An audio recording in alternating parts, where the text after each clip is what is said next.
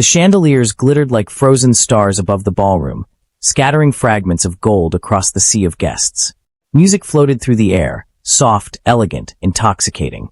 Waiters glided between tables, laughter filled the room, and all eyes turned toward the stage where Ethan Caldwell, billionaire, visionary, adored husband, stood with a glass in hand. At his side was Clara, graceful as ever, her silver gown shimmering under the lights. Her smile was polite but distant, the smile of a woman who'd learned to hide her feelings behind quiet dignity. Ethan tapped his glass. The room silenced. A spotlight followed him. "Ladies and gentlemen," he began, his voice smooth, confident, practiced. "Tonight isn't just a celebration of business success. It's a celebration of freedom." Guests chuckled politely, unaware of what was coming. Ethan's gaze shifted to Clara. For a moment, it softened, then hardened again. "Clara Caldwell," he said, his voice cutting through the air like broken glass. "For years you've been my wife.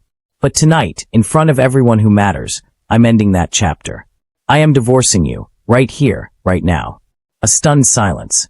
Then whispers. Gasps. Clara froze, her breath trapped in her throat. Glasses clinked as someone dropped theirs. The pianist stopped mid-note. Ethan smiled, proud, composed, as if he had just made a grand announcement. Clara's eyes searched the crowd, desperate for understanding. None came. And in that single unbearable moment, everything she thought was hers, love, respect, belonging, shattered before 500 witnesses. "If you've ever watched someone lose everything in a single moment," the narrator whispers, "stay till the end, because sometimes the end is just the beginning." Rain kissed the windows of a tiny apartment in downtown Boston 7 years earlier. It was the kind of night that smelled like coffee, fresh ink, and sleepless dreams. A much younger Ethan Caldwell sat hunched over his desk, shirt sleeves rolled, tie loosened, scribbling calculations on wrinkled paper. Beside him, Clara typed quietly on an old laptop. Her fingers moved with purpose, but her eyes often wandered toward him, the man she believed in more than anyone. "You should rest," she said softly, brushing a strand of hair behind her ear. "Not yet," Ethan replied, eyes still fixed on the papers. "If this presentation fails tomorrow, we lose everything." She smiled, tired but tender. "Then we'll try again. We've failed before." Ethan finally looked up, and in that gaze there was warmth. The kind of warmth that builds worlds. He reached out, touched her hand. "You know something?" he said. "You're the only one who never gave up on me." Clara squeezed his fingers.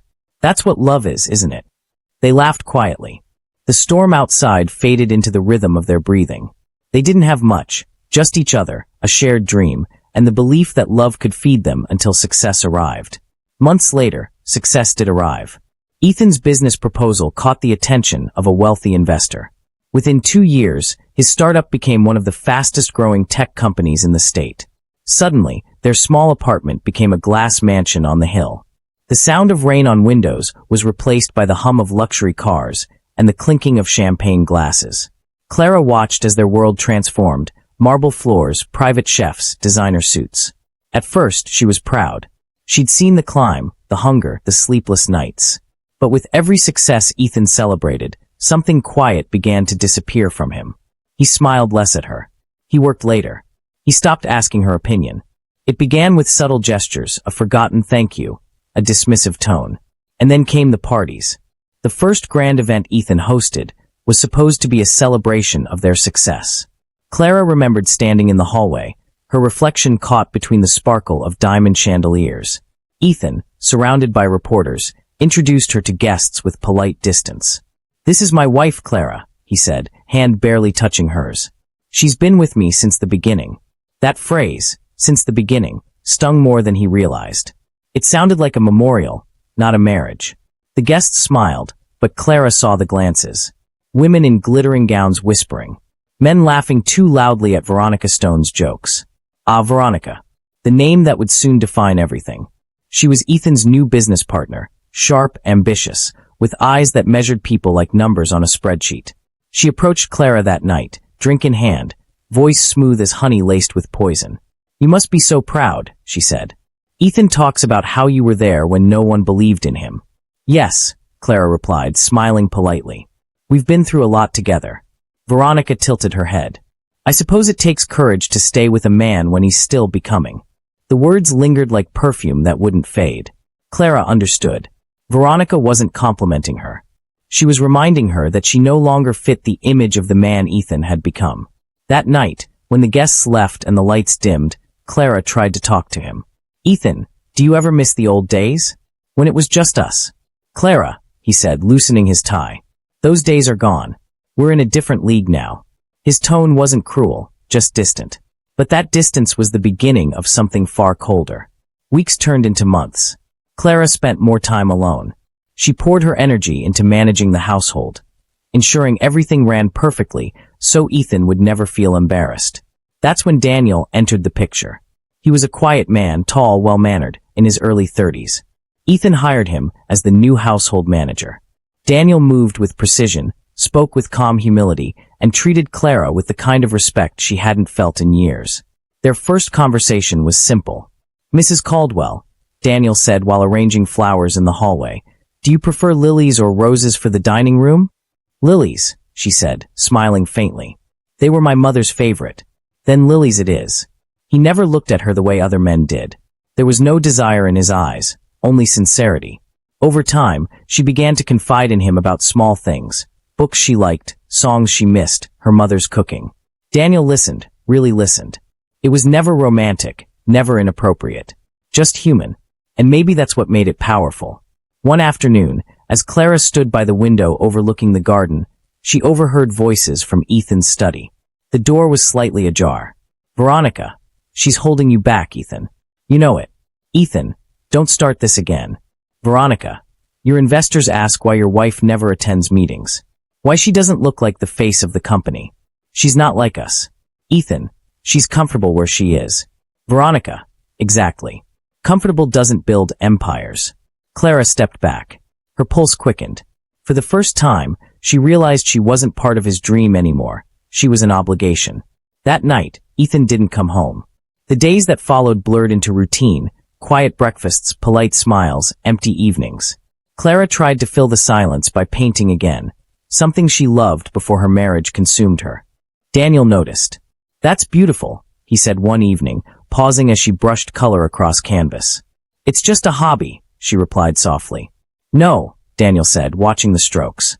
"It's something that still belongs to you." Those words stayed with her long after he left the room. One morning, Ethan returned from a week-long business trip. He looked refreshed, expensive, untouchable. Clara smiled faintly, relieved. "You're home." He nodded absently. "There's a gala next month. Everyone will be there, investors, the press. You'll need a new dress. Something modern." Her heart lifted a little. Maybe this was his way of making peace. She spent weeks preparing. A soft blue gown, simple jewelry, her hair curled the way he used to love. But when the night came and she entered the grand ballroom, Ethan barely looked at her. He was too busy laughing with Veronica. Clara stood among the guests, pretending not to notice the stares, the whispers. "That's his wife. She looks ordinary." Each whisper was a knife. And somewhere across the room, Daniel watched, his face expressionless, but his eyes burning with quiet anger. By the end of the night, Clara excused herself and went to the garden to breathe. Daniel followed discreetly, standing a few feet away. "You shouldn't be out here alone," he said. "It's quieter here," she whispered. "In there, everyone's pretending." Daniel hesitated, then spoke gently. "You deserve to be seen, Mrs. Caldwell. Not just looked at." For a moment, their eyes met, and in that silent exchange, she realized something painful. She had married a man who once dreamed with her. Now she lived with one who only performed for others. The difference was everything. That night, as Clara lay in bed, Ethan asleep beside her, she stared at the ceiling and whispered to herself, "If love can fade this quietly, how will it end?" The clock ticked in the dark. A storm gathered outside, distant thunder echoing through the night. It was the same kind of rain that once brought them together. Only now it sounded like a warning. "Let's begin."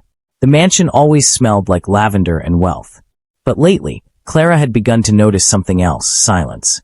Not the peaceful kind, but the kind that presses on your chest, that fills hallways and lingers in your throat. It was the silence of two people who had forgotten how to talk without performing. Ethan's empire was booming. Every magazine called him the visionary of the year. His photos, sharp suit, sharp smile, graced the covers of glossy business journals. The man who once stuttered during his first investor pitch now spoke to audiences of hundreds, his voice sure and commanding. And yet, behind closed doors, that same voice had grown colder. One morning, Clara walked into the dining room where Ethan sat scrolling through his tablet. A cup of untouched coffee steamed beside him. She smiled softly. "Morning," she said.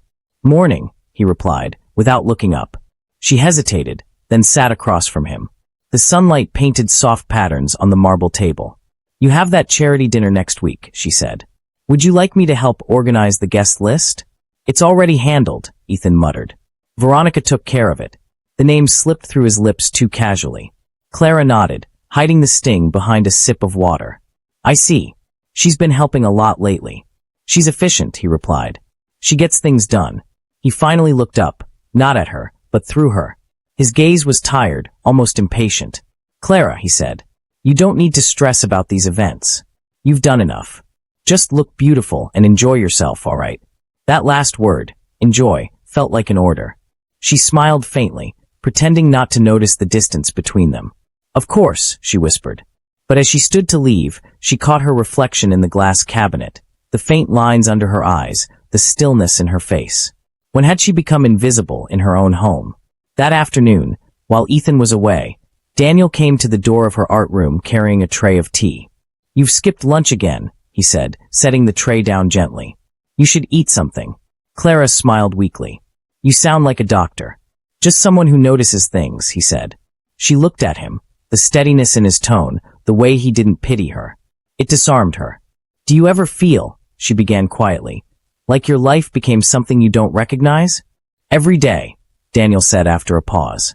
"But I think the real loss happens when we stop trying to recognize ourselves again." His words landed softly but deeply. Clara felt something tighten in her chest, not attraction, but understanding. "You're wise for a servant," she said, almost teasing. "I'm a man who's seen people lose themselves to success," Daniel replied. "It happens faster than anyone expects." Their eyes met for a heartbeat too long, long enough to make her look away. The night of the charity dinner arrived, and the mansion was aglow with chandeliers and murmurs of money. Men in tuxedos, women in gowns that shimmered like spilled champagne. Cameras flashed. Reporters gathered. Ethan, handsome and polished, stood at the center of it all, Veronica by his side. Her hand brushed his arm far too comfortably. When Clara entered, the room shifted subtly. She looked breathtaking, a deep emerald dress that caught every glimmer of light. But what drew the eye wasn't her beauty, it was her composure. For a moment, Ethan looked surprised. He hadn't seen her like this in years. But then, almost immediately, he turned away, as if embarrassed by the thought. Clara smiled at guests, exchanged polite words, played her role perfectly. But as the evening wore on, she noticed the whispers again. "She used to be his partner, right? I heard she doesn't even work anymore. Look at Veronica. Now that's the face of the company." She pretended not to hear, but the words floated through the air like smoke. At one point, she saw Veronica laughing with a group of investors, her hand resting on Ethan's shoulder as she whispered something into his ear. He chuckled, leaning closer. Something in Clara's chest fractured quietly. She turned away, walking toward the balcony for air. Daniel stood discreetly nearby, stationed like shadow and silence. "Are you all right, Mrs. Caldwell?" he asked softly. "Just needed a moment," she replied, her voice trembling. She looked out at the city lights below. "Funny, isn't it?" she said. "How we can live in a house full of people and still feel alone." Daniel looked at her, really looked. "Sometimes loneliness isn't about being alone," he said. "It's about being unseen." Tears filled her eyes, but she blinked them away before they could fall. Later that night, after the guests had left and the last car disappeared beyond the gates, Ethan walked into their bedroom. Clara sat by the mirror, removing her earrings slowly. "Did you have to leave halfway through dinner?" he asked sharply. "I needed air," she said calmly. "Do you have any idea how that looks? People notice when the host's wife disappears." "People notice a lot of things," she said quietly, "including how close you and Veronica seem." He froze. The air turned heavy. "Watch your tone," he said. "I'm only asking what everyone else is thinking," she said, her voice trembling slightly. "Do you still love me, Ethan?"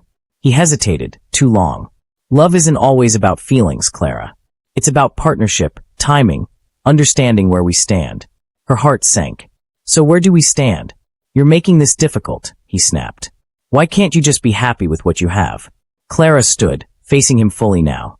Because what I have is a husband who talks to me like a stranger. He exhaled harshly, running a hand through his hair.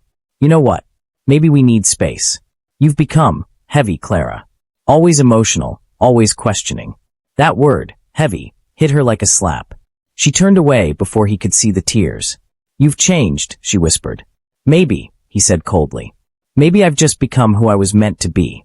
A week later, Clara found herself in the art room again, staring at a half-finished painting, a pair of hands reaching toward each other but never touching. As she painted, her brush slipped. The color streaked wrong.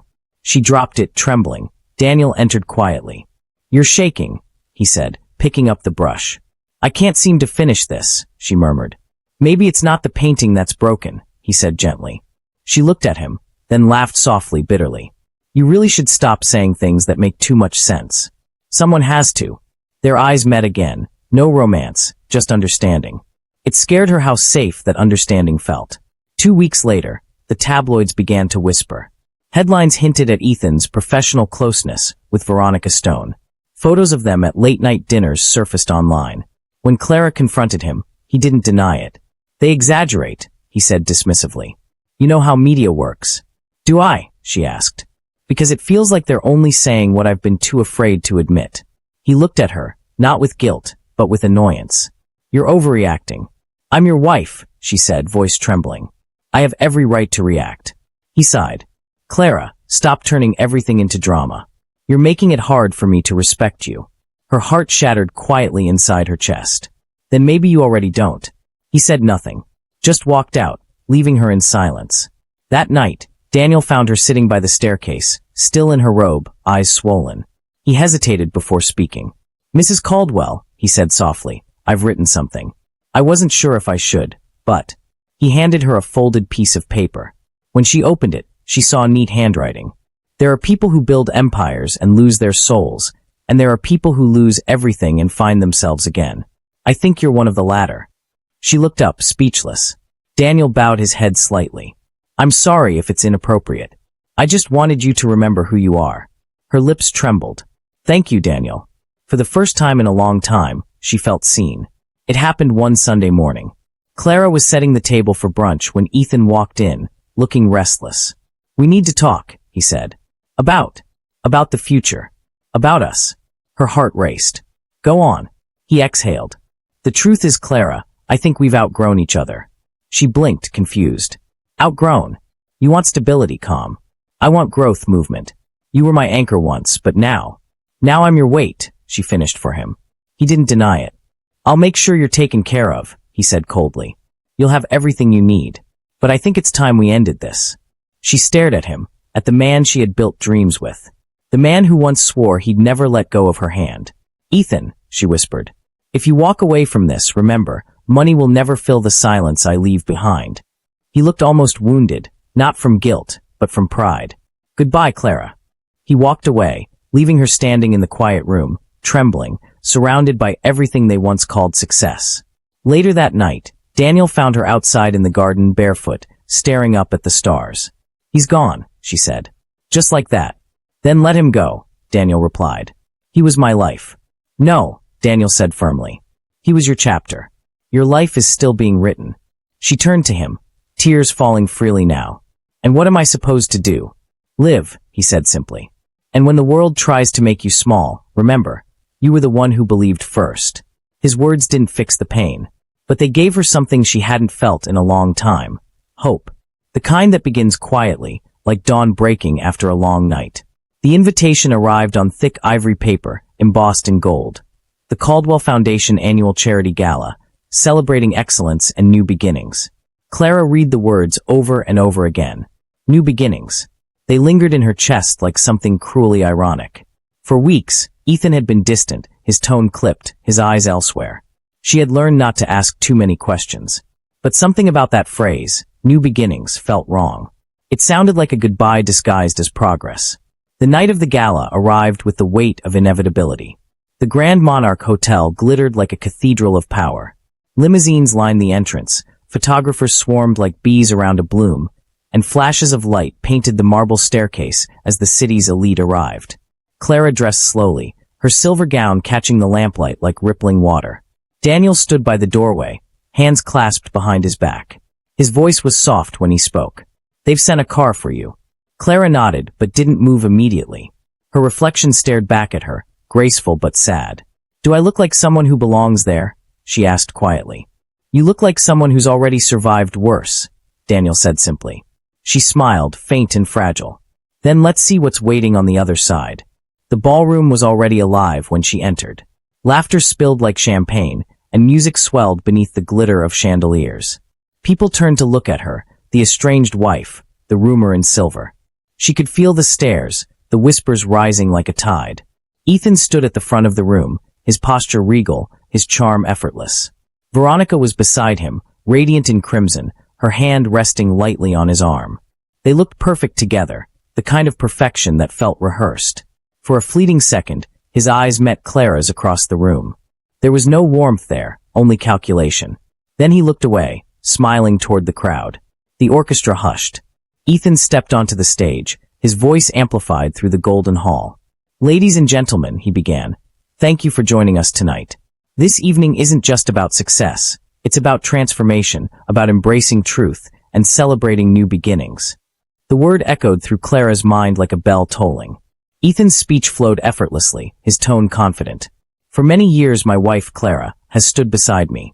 She's been my partner, my confidant, and a part of my story." His smile was rehearsed, his eyes distant. But life changes. People grow in different directions. And sometimes, love transforms into respect. The audience was silent, confused. A few exchanged glances. Clara's heart began to pound. Ethan continued, every word cutting deeper. "Tonight, I want to share something personal. It's time for honesty, for both our sakes. Clara and I will be parting ways." The sound of glass breaking somewhere in the room seemed to punctuate his words. It wasn't loud, but in that moment it felt like thunder. Clara froze. The words echoed in her head, impossible to process. He hadn't spoken to her privately. He hadn't warned her. He was divorcing her, in front of 500 guests. A wave of whispers swept through the ballroom. Cameras flashed again, this time sharper, hungrier. Someone gasped audibly. Ethan's face remained calm, even as he added, "I believe that when one chapter closes, another begins. And sometimes, courage means accepting that truth in front of those who matter." He reached out, resting a hand lightly on Veronica's arm. "Veronica has been a trusted partner and friend in this next stage of my life and business. I hope you'll welcome this new beginning with the same grace you've always shown me." The crowd erupted in stunned murmurs. Clara could barely breathe. The walls seemed to close in as humiliation burned her throat. Her hands trembled. The orchestra tried to resume a soft tune, but it only made the moment crueler, music over heartbreak. Her entire world had just collapsed under chandeliers. She didn't cry. She didn't shout. She simply stood there, the woman who had once built a man's dream from nothing, now reduced to a footnote in his story. For a moment, she thought of running. Then her eyes found Daniel at the edge of the room. He was standing still, his jaw clenched, eyes full of something she hadn't seen all night, rage and sorrow intertwined. He took a step forward as Ethan left the stage, basking in polite applause that felt forced and shallow. The crowd parted slightly, curious. No one expected what happened next. Daniel crossed the room with quiet authority. Every eye turned. The air thickened with tension. He stopped in front of Clara, his voice calm but steady enough for all to hear. "Mrs. Caldwell," he said softly, "may I have a word?" Ethan turned, frowning, confused. "Daniel, this isn't the time." But Daniel ignored him. He looked only at Clara. "I've served in this house for years," he said, his voice now firm, carrying across the hall. "I've watched grace be taken for weakness and loyalty be traded for vanity. But I can't stand here while a good woman is humiliated for loving too deeply." The room was silent. Even the orchestra had stopped. Daniel took a slow breath. "You once told me that love should make you feel seen. I've seen you, Mrs. Caldwell. Every day. And I can't watch you walk away from this room believing you lost." He dropped to one knee. The crowd gasped collectively. "So tonight, in front of the same people who watched you be broken, I want to give you a choice. To stand beside someone who still believes in you, who respects you, who would rather starve with you in truth than feast in lies." The silence was electric. Ethan's face turned pale. Veronica stepped back, speechless. Clara stared at Daniel, tears gathering but refusing to fall. The whole world seemed to hold its breath. Finally, she spoke, her voice steady, graceful, commanding. "Daniel," she said quietly, "what you've just done is the kindest act I've ever witnessed. You've shown the world that dignity still exists, that love isn't measured by status but by heart." She stepped closer, gently lifting his chin so he met her eyes. "But I can't say yes, not tonight. Not because I don't see your heart, but because I've just remembered mine." The room hung on every word. Clara turned slowly to face the crowd. Her voice rose, calm but powerful. "For years, I thought love meant staying silent, forgiving endlessly, waiting for someone to remember who you were. But love, real love, doesn't destroy your reflection. It helps you see it clearly." She looked at Ethan, her tone unwavering. "You didn't free me tonight, Ethan. You revealed yourself. And for that, I thank you." Gasps rippled across the room. Ethan's composure finally cracked. His jaw tightened, eyes wide with embarrassment. Clara turned back to Daniel and smiled softly. "You reminded me that I'm enough, with or without anyone's name beside mine." Then she stepped away from both men, walking toward the grand staircase. Each step echoed against the marble floor, steady and proud. No one moved. No one spoke. As she reached the exit, reporters rushed forward, microphones flashing. "Mrs. Caldwell, how do you feel? What will you do now?" Clara paused, turning slightly toward the cameras. Her eyes glistened under the chandelier light, her voice calm, almost serene. "I'll live," she said simply. "And I'll do it beautifully." Then she walked out of the ballroom and into the night, the doors closing softly behind her. Inside, the crowd remained frozen. 500 guests who had just witnessed a masterclass in grace. Ethan stood motionless, his speech cards crumpled in his hand. Veronica whispered something to him, but he didn't respond. For the first time, the man who had everything looked small. Outside, Daniel caught up with Clara near the car. She turned to him, her voice soft. "You shouldn't have done that." He smiled faintly. "Maybe. But someone had to remind them what respect looks like." She looked up at the stars, exhaling deeply. "For years, I lived in his shadow. Tonight, I found my own light." Daniel opened the car door for her. She hesitated before getting in. "Thank you," she said quietly. He bowed his head. "Always." The car pulled away from the Grand Monarch, leaving behind the music, the whispers, and the wreckage of false perfection. For the first time in years, Clara didn't look back. The morning after the gala felt like a new century had begun. The city headlines were merciless. Billionaire Ethan Caldwell divorces wife in public spectacle. Servant's proposal stuns high society. Clara Caldwell walks out with dignity. Every photo captured her mid-step, head high, tears glistening but controlled. Every word written about her became fuel for a fire she hadn't realized still burned inside her.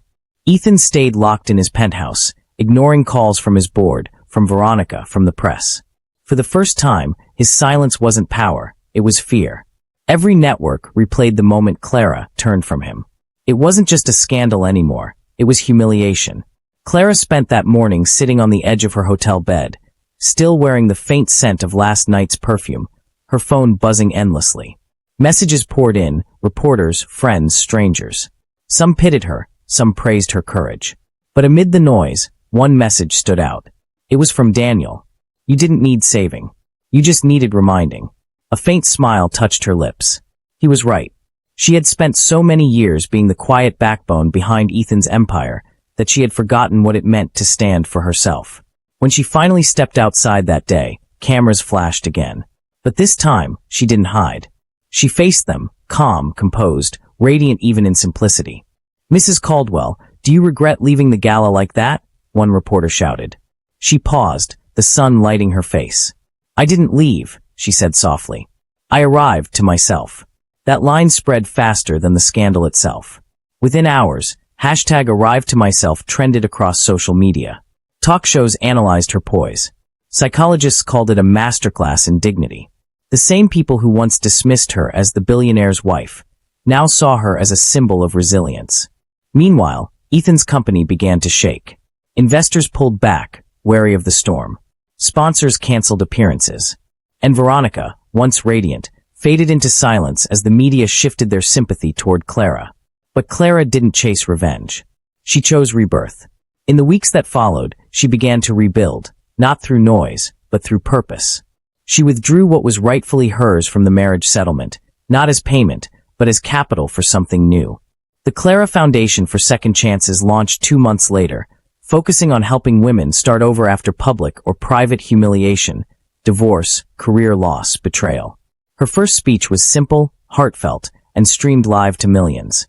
"I was told that losing everything was the end," she said, standing on a minimalist stage dressed in soft white. "But the truth is, sometimes being stripped of what you thought defined you is how you find who you really are." She paused, scanning the crowd, her eyes shimmering. "We are not the moments that broke us. We are the decisions that followed." Applause erupted. Not polite applause, but thunderous, tearful acknowledgement. Her words hit like healing rain. Back at home, Ethan watched from his office.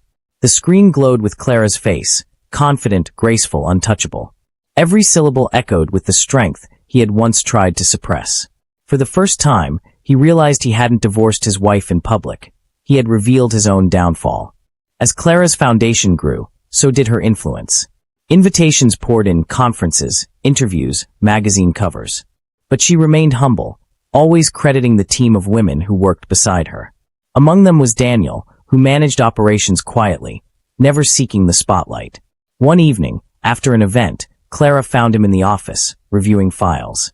The soft glow of the city lights danced across his face. "You stayed," she said. He smiled faintly. "You never asked me to leave." There was a silence, warm, understanding, timeless. Clara looked out at the skyline.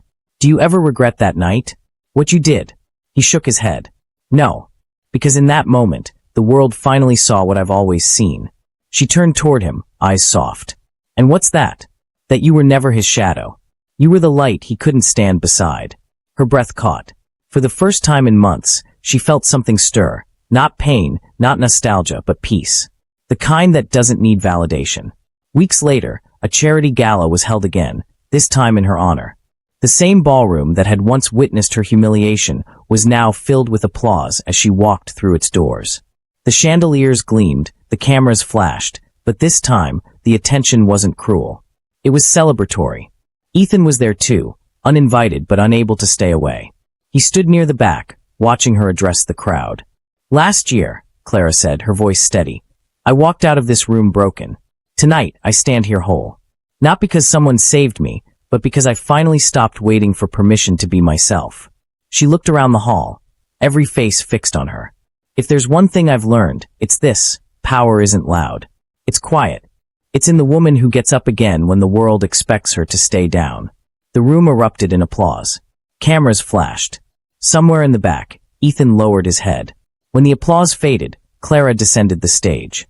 Daniel was waiting near the side, smiling as she approached. "You did it," he said quietly. She shook her head. "No, Daniel. We did it." Outside, the night was calm. The same city that once whispered behind her back now spoke her name with admiration. The wind carried fragments of her words, echoes of resilience and quiet victory. She stood for a moment, looking at the skyline, tall, endless, full of light. Then she said, almost to herself, "Sometimes life doesn't end with revenge or regret. Sometimes it ends with peace." Daniel turned toward her, eyes gentle. "And new beginnings." She smiled. "Always." They walked away from the building together, the sound of applause fading behind them. But in that silence, something eternal lingered, not the memory of humiliation, but the triumph of grace. Because in the end, the world didn't remember her as the wife who was divorced before 500 guests. They remembered her as the woman who stood, spoke, and walked away, and in doing so, rose higher than anyone ever expected.